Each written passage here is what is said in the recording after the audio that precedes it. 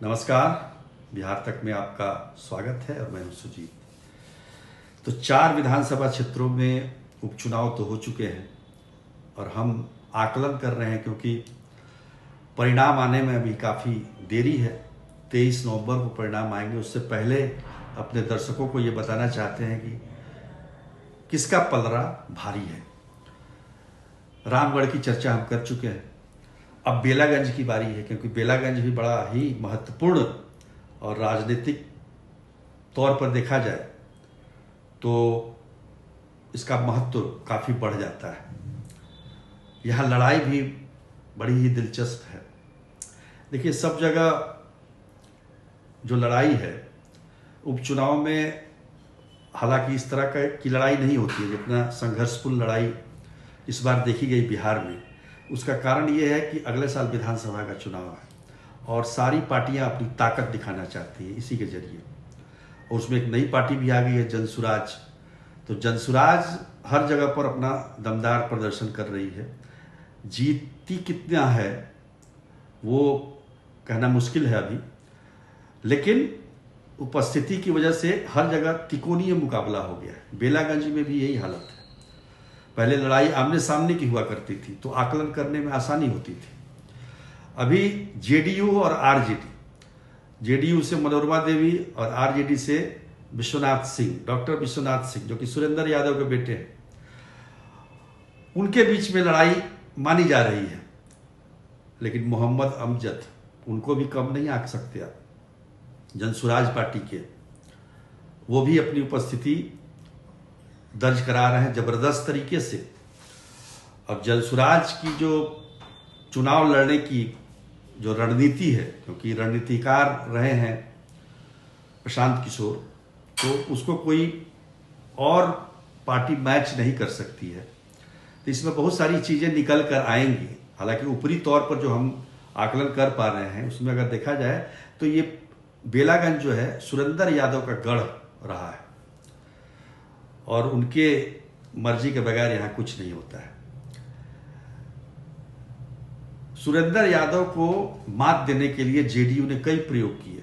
20 सालों से सत्ता में है जेडीयू, लेकिन एक बार भी जीत नहीं पाई है बेलागंज।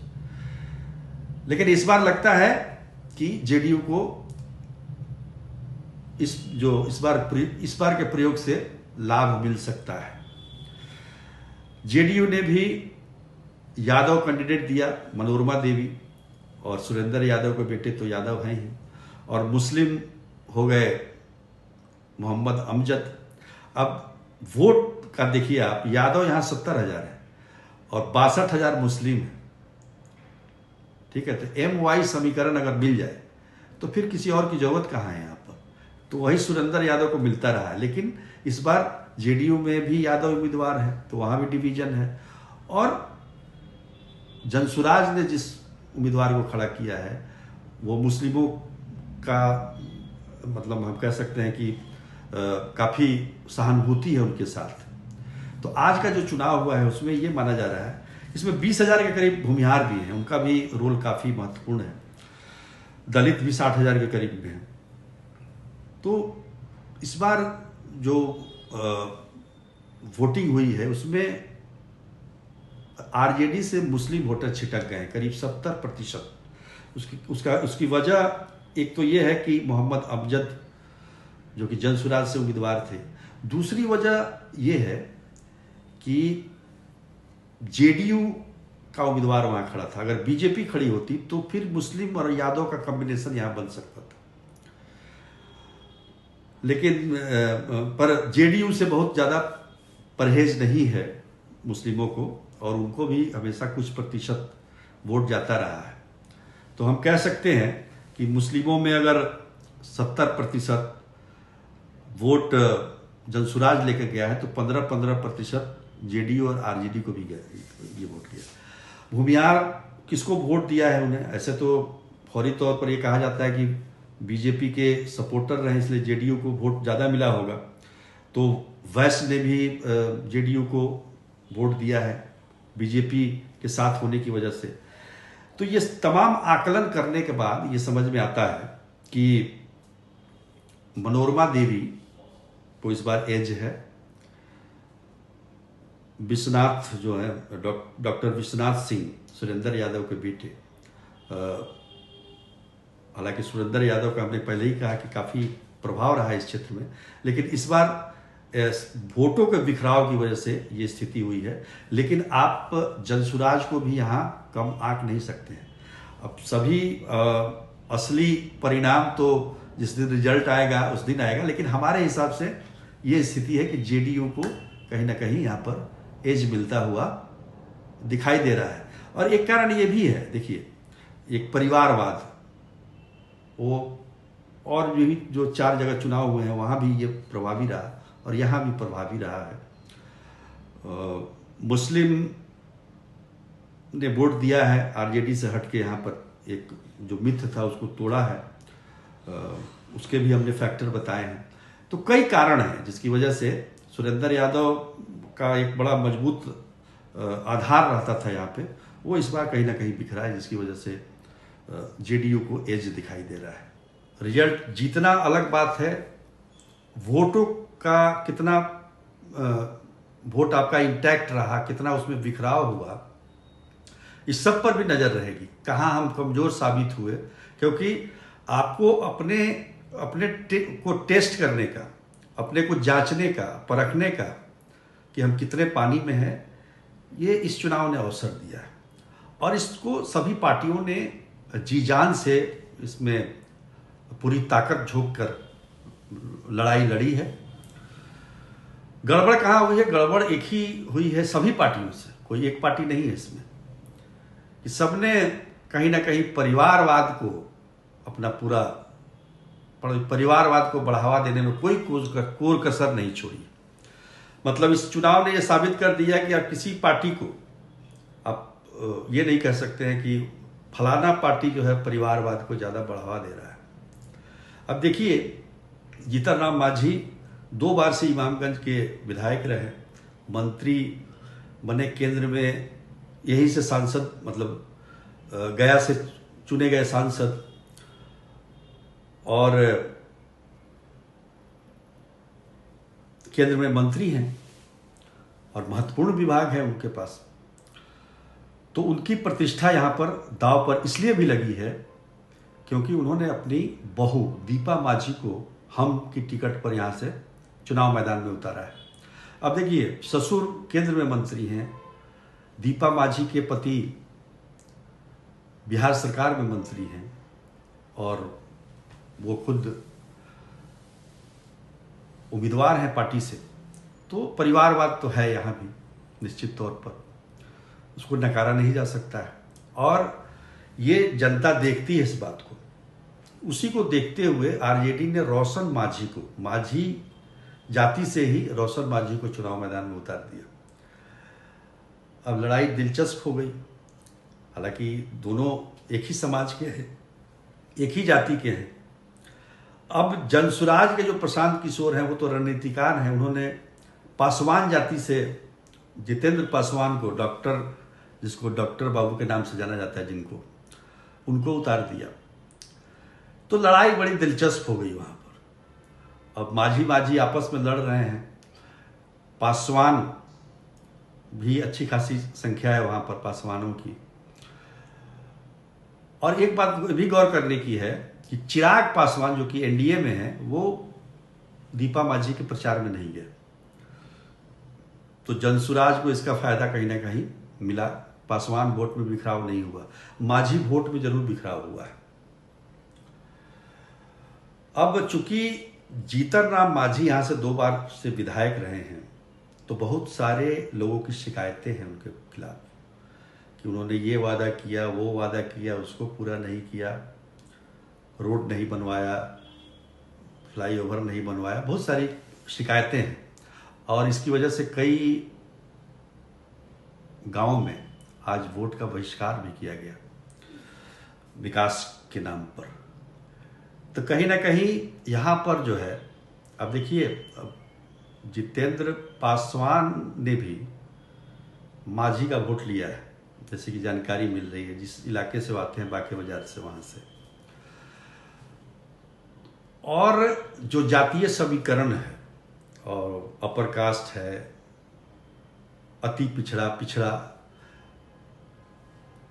ये सब का कॉम्बिनेशन अगर देखा जाए, ओवरऑल देखा जाए, अगर एक एक जाति का आकलन हम ना करें तो परसेप्शन जो नजर आ रहा है इमामगंज में, वो कहीं ना कहीं आरजेडी को एज दे रहा है।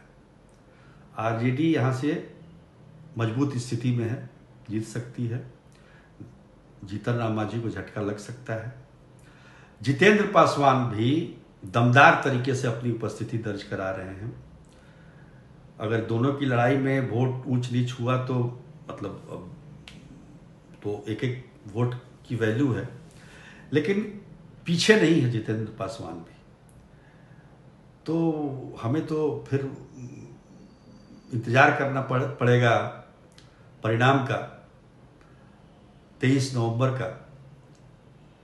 लेकिन अभी के हिसाब से ये लग रहा है कि आरजेडी को कहीं ना कहीं एज है। इस वीडियो में हम आपको रामगढ़ के बारे में बताएंगे कि आज रामगढ़ में दरअसल हुआ क्या। जो चुनाव हुए हैं, आज जो मतदान हुआ है, उसमें किसका पलड़ा भारी है, कौन जीत रहा है, कौन मात खा रहा है, कौन सह दे रहा है, तमाम तरह के आकलन। देखिए, ये चुनाव इसलिए भी महत्वपूर्ण है क्योंकि इस चुनाव में जनसुराज जैसी एक नई पार्टी, जो कि हम कह सकते हैं कि एक नया प्रयोग है बिहार के लिए। बिहार में जिस प्रकार से पार्टियां चलती हैं उससे कुछ अलग ये पार्टी चल रही है, इस मायने में कि उनके नेता लगातार क्षेत्रों में पैदल यात्रा करते हुए, वो मतलब उस तरह का इनका अपना जो सिस्टम है, और जिस प्रकार से वो हम कह सकते हैं कि मतदाताओं को के बीच जाकर अपनी बात को रखने की जो उनकी शैली है, और साथ में जो जिस तरह का उनकी व्यवस्था है, उसका कितना प्रभाव पड़ा है। देखिए, कोई भी नई पार्टी उपचुनाव से शुरुआत नहीं करती है, लेकिन जनसुराज ने, प्रशांत किशोर ने ये रिस्क लिया है, और इस रिस्क का ही नतीजा है कि जहां बिहार में अब तो दो ही धाराएं रह गई हैं, एक महागठबंधन और एक एनडीए, लेकिन जनसुराज ने कहीं ना कहीं तीसरा कोण बना दिया है। इसलिए आकलन करने में अब वो पहले वाली सुगमता नहीं है, काफी दावपेच है। अब किसका वोट कट रहा है, किसका वोट किस में जुड़ रहा है, कौन जात कहाँ जा रहा है, कैसे जा रहा है, ये बड़ा मुश्किल है। दूसरा कारण इसका ये है कि केवल 1 साल के लिए कार्यकाल बचा हुआ है, तो बहुत सारे मतदाताओं से हमारी बातचीत बोले कि कुछ नया प्रयोग किया जाए, कुछ नए लोगों को मौका मिले। कुछ अभी तो काफी दिनों से हम देख रहे हैं, 2 ही गठबंधन की सरकार बिहार में चल रही है, तो कुछ नया प्रयोग हो, और 1 साल की तो बात है। तीसरा ये होता है कि 4 विधानसभा उपचुनाव जो हुए, उसका कोई विशेष प्रभाव सरकार पर तो पड़ने जा नहीं रहा है, लेकिन राजनीति पर जरूर प्रभाव पड़ेगा इसका, और बिहार की राजनीति पर इस 4 विधानसभा चुनाव के जो रिजल्ट आएंगे उसका काफी प्रभाव पड़ेगा। तो जनसुराज का भी आकलन इसमें हो जाएगा कि वो कितने पानी में है। अब बात करते हैं रामगढ़ की। रामगढ़ काफी मतलब हॉट सीट रहा एक तरीके से, इसलिए क्योंकि यहाँ आरजेडी की प्रतिष्ठा दांव पर है। वो इसलिए दांव पर है कि रामगढ़ से विधायक बने थे सुधाकर सिंह, जो बक्सर से सांसद बन गए, और जो उम्मीदवार हैं आरजेडी के रामगढ़ से, अजीत कुमार सिंह, सुधाकर सिंह के भाई, और आरजेडी के प्रदेश अध्यक्ष जगदानंद सिंह, कद्दावर नेता, उनके बेटे हैं। तो वो उनकी प्रतिष्ठा दांव पर लगी हुई है। लड़ाई की जहां तक बात है, तो किसके किसके बीच में लड़ाई है, ये इसका आकलन ही करना रामगढ़ में बड़ा मतलब दुरूह कार्य है। और इसके लिए हमने जो हमारी आकलन करने की जो व्यवस्था है, उसके आधार पर हमने जो भी आकलन किया है, देखिए रिजल्ट तो फाइनल होता ही है, लेकिन उससे पहले क्या परिणाम हो सकते हैं, उसके बारे में कुछ बताने की कोशिश कर रहा हूँ। देखिए, लड़ाई जो है निश्चित तौर पर बीजेपी और बीएसपी के बीच में है। बीएसपी वहाँ पर काफ़ी मजबूत है और बीएसपी के जो उम्मीदवार हैं सतीश कुमार यादव, जो अंबिका यादव के भतीजे हैं। अंबिका यादव कभी जगदानंद सिंह के साथ रहा करते थे, उनका चुनाव प्रबंधन देखते थे। 2010 में वो आरजेडी से विधायक भी बने, तो वो उनका एक अलग मतलब, और बसपा का कैडर वोट है। दूसरा जो बीजेपी है, बीजेपी के अशोक सिंह 2015 में चुनाव जरूर जीते थे, लेकिन 2020 में काफ़ी कम मतों से सुधाकर सिंह से हारे थे, 189 वोट से, 189 वोट से। तो उनके प्रति सहानुभूति की लहर है, लेकिन जो जनसुराज के उम्मीदवार हैं सुशील कुशवाहा, वो भी बसपा में ही रहे हैं और बसपा में रहते हुए उनकी पकड़ अच्छी है उस इलाके में, तो उनको भी आप नज़रअंदाज नहीं कर सकते हैं। भले ही लोग कह रहे हैं कि लड़ाई बीजेपी बीएसपी के बीच में है, लेकिन इसमें जनसुराज का तीसरा कोना भी है। उसका कारण ये है कि जो बीजेपी का जो कोर वोट बैंक है, जो अपर कास्ट है, उसमें ब्राह्मणों ने इस बार वोट नहीं दिया है बीजेपी को। वहाँ कोई नाराजगी है बक्सर लोकसभा को देखते हुए। हालांकि हम नहीं कह रहे कि सारे के सारे ब्राह्मण नाराज हो गए हैं, लेकिन ब्राह्मणों की अच्छी खासी संख्या ने जनसुराज को अपनाया है। कुशवाहा वोट बैंक है जनसुराज के पास। उसके बाद मुस्लिमों को भी तोड़ा है। मुस्लिम वो इसलिए क्योंकि आरजेडी यहाँ पर थोड़ी कमज़ोर दिखाई दे रही है। आरजेडी और बीजेपी दोनों एक ही जाति के उम्मीदवार हैं, तो उनका जो जातीय जो आधार है वो उसमें बंटवारा है। और सबसे बड़ी बात क्या है कि एक परिवारवाद का जो एक ठप्पा लग गया। हालांकि चारों विधानसभा में ये बातें हैं, लेकिन यहाँ पर कुछ ज़्यादा है इसका असर, तो वो भी मतदाताओं पर उसका असर हुआ है। तो कुल मिलाकर देखा जाए तो वोट प्रतिशत तो आपको पता ही है कौन कितनी संख्या में है। राजपूत सबसे ज़्यादा है, 21% हैं। उसके बाद आपको मुस्लिम 8.5% है, करीब 25,000 के करीब में। यादव हैं 6.8%, करीब वही 20-22 के करीब में। तो ये संख्या, ब्राह्मण करीब 26-27 हैं। ब्राह्मणों की संख्या कम है, 20 के करीब में है, और लेकिन वोटिंग कैपेसिटी उससे भी कम है, 17-18 हज़ार की हम बात कर सकते हैं। तो इसका अगर जोड़ तोड़ किया जाए तो जनसुराज की तरफ से तो बिल्कुल दावा है कि कम से कम 5,000, अधिक से अधिक 10,000 से जनसुराज यहाँ से जीत रही है।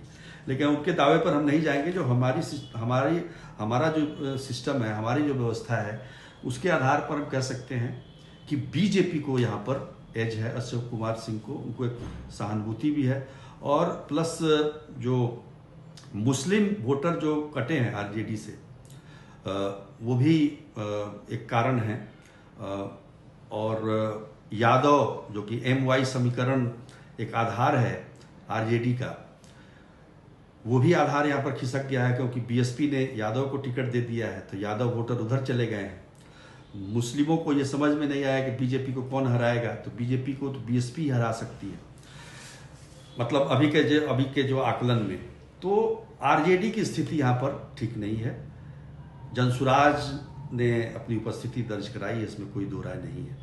तो रामगढ़ से हम कह सकते हैं कि एज बीजेपी को है। तरारी से इस बार परचम कौन लहराएगा, कौन जीतेगा तरारी में, किसका पलड़ा भारी है तरारी में, क्योंकि तरारी की लड़ाई बड़ी तगड़ी है। तगड़ी इस मायने में है कि बीजेपी और CPI-ML आमने सामने है।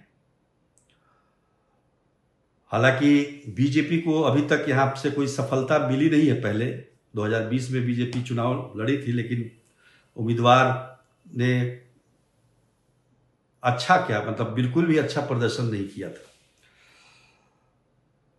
लेकिन इस बार बीजेपी ने सुनील पांडे के बेटे विशाल प्रशांत पर अपना दांव लगाया है। सुनील पांडे के परिवार का वर्चस्व यहाँ तरारी में हमेशा से रहा है। सुनील पांडे 2010 में यहाँ से चुनाव जीते थे। जब से परिसीमन के बाद ये अस्तित्व में आया है तरारी विधानसभा क्षेत्र, और 2015 में भी सुनील पांडे की पत्नी गीता पांडे ने काफ़ी तगड़ी फाइट दी थी। हालांकि वो चुनाव हार गई काफ़ी कम वोटों से सुदामा प्रसाद से, लेकिन फाइट बहुत ज़बरदस्त थी। 2020 में सुनील पांडे खुद चुनाव लड़े, लेकिन वो भी चुनाव जीत नहीं सके थे। लेकिन इस बार बीजेपी ने सुनील पांडे के परिवार पर ही भरोसा जताया है और उनके बेटे को अपना टिकट दिया है। तो यहाँ भी परिवारवाद है। देखिए, इस बार जितने भी उपचुनाव हुए, चारों विधानसभा में जो उपचुनाव हुए हैं, सब में परिवारवाद हुआ है और सभी पार्टियों ने परिवारवाद किया है। कोई इसमें पीछे नहीं है। इसलिए आप ये नहीं कह सकते कि फलाना पार्टी परिवारवाद को बढ़ावा देती है, हम नहीं देते हैं। तो खैर, अब तो चुनाव संपन्न हो चुके हैं। ईवीएम में उम्मीदवारों के भाग्य कैद हो चुके हैं। अब उनके भाग्य का फैसला 23 नवंबर को होना है। लेकिन उससे पहले ये जानने की कोशिश करते हैं कि किसका पलड़ा इस बार भारी है। देखिए, सुदामा प्रसाद काफी मजबूत उम्मीदवार वहां से रहे हैं, विधायक रहे हैं। उनका मतलब काफी मजबूत आधार रहा है। और माले तो चूंकि माले है, माले तो परिवारवाद को बढ़ावा देता नहीं है, तो राजू यादव को इस बार चुनाव मैदान में उतारा है माले ने। अब यहां क्या है कि देखिए, माले के अपने कोर वोटर हैं, उसका कैडर वोटर है उसका, और उतना वोट तो उनका आना तय होता है। लेकिन हुआ क्या है कि सुदामा प्रसाद जो हैं, वो इस बार वैश्य वोट दिलवाने में माले को नाकाम रहे हैं। सुदामा प्रसाद जब उम्मीदवार होते थे तो वैश्य समाज उनको सपोर्ट करता था, क्योंकि उनकी जाति के हैं। सब करते हैं, सभी जाति में ये भावना है कि अपनी जाति का कोई हो तो उसको वोट दे। वो वोट कहीं ना कहीं उसकी कमी इस बार देखी गई है। बाकी राजू यादव, हालांकि भूमियारों की संख्या बहुत ज़्यादा है यहाँ पर, 65,000 के करीब भूमियार मतदाता है। ब्राह्मण 30,000 है, राजपूत 20,000 है। अब देखिए, जनसुराज ने राजपूत कैंडिडेट किरण सिंह को टिकट दिया था, लेकिन राजपूतों में बहुत ज़्यादा प्रभाव उनका देखा नहीं गया। तो मुझे लगता है कि जनसुराज का सबसे जो कमज़ोर उम्मीदवार इन चारों विधानसभा क्षेत्रों में रहा है, वो तो तरारी में रहा है। बहुत ज़्यादा प्रभाव दिखाई नहीं दिया है। लेकिन बसपा भी है यहाँ पे, तो बसपा का भी अपना कोर वोट बैंक है। तो निश्चित तौर पर आप देखिए, बनिया 25,000 कम नहीं होता है इतना वोट मिलना। मुसलमान 20,000, तो खैर तो बीजेपी के खिलाफ माले को ही वोट गया होगा। यादव की संख्या भी यहाँ अच्छी खासी है, आप देख लीजिए। यादव जो हैं वो 30,000 के करीब में है। पिछड़ा, ये अति पिछड़ा 40 से 45,000 है। तो अति पिछड़ा का एक वोट बैंक है बीजेपी के पास। वो बहुत ज़्यादा उसमें बिखराव हुआ नहीं है। तो निश्चित तौर पर हम कह सकते हैं कि बीजेपी को यहाँ कहीं ना कहीं एज दिखाई दे रहा है। मुकाबला यहाँ पर एकदम आमने सामने का है, सामने की टक्कर है। बीजेपी और माले के बीच में कोई त्रिकोणीय मुकाबला नहीं है। अब इन वोटरों ने कितना वोट काटा, इन उम्मीदवारों ने, जो जनसुराज और बीएसपी ने कितना वोट काटा है, इस पर बहुत कुछ डिपेंड करता है। लेकिन प्रथम दृष्टिया तो यही कहा जा सकता है कि बीजेपी को यहाँ एज है। तो अभी तक जो हम लोगों ने आकलन किया है उसके अनुसार देखा जाए तो बीजेपी का प्रदर्शन काफ़ी अच्छा दिखाई दे रहा है। अगर इसी हमारे आकलन के अनुरूप परिणाम आए तो महागठबंधन को कहीं ना कहीं नुकसान हुआ है, क्योंकि 3 सीटों पर उनका दाव था, 3 सीटें उनकी सिटिंग थी। उसमें अब देखिए आखिरी फैसला तो चुनाव परिणाम के दिन ही दिखाई देगा। तो अभी तक के लिए इतना ही। नमस्कार।